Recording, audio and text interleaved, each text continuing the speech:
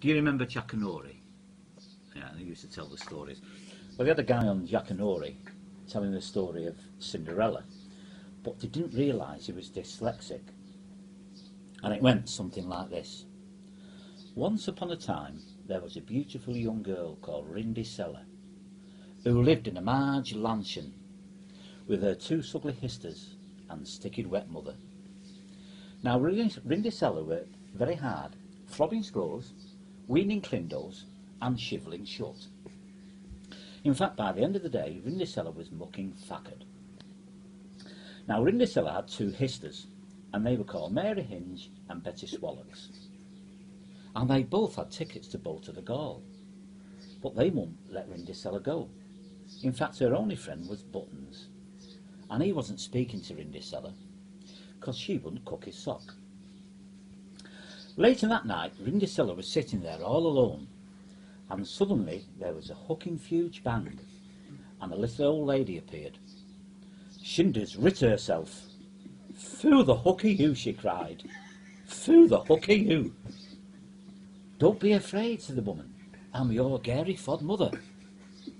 And with a waft of her wind, she turned a pumpkin and 6 mice into a hooking huge carriage. "Mice or crooking fighty," Rinders shouted. "It's a mucking firacle." But her gary fod mother said, "You must be back by midnight, or there'll be a cooking calamity." At the ball, Cinderella was dancing with the pransome hints. He'd been there since 8 o'clock and was as fist as a part. "Shanty a fag," he said.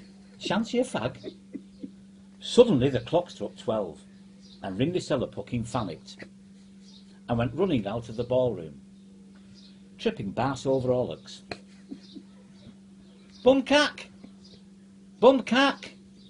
cried the pransome hints. "I didn't even get a Joe Blob."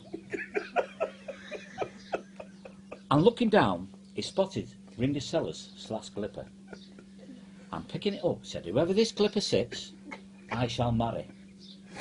So the next day he tried the slash glipper on Betty Swallocks, but the glipper wouldn't sit. In fact, she tried so hard she let out a fig bart. "Ooh, that stuck in finks," cried the pransome hints. "Who's fuss charted? Who's fuss charted?" "It's that felly smucker over there," said Buttons.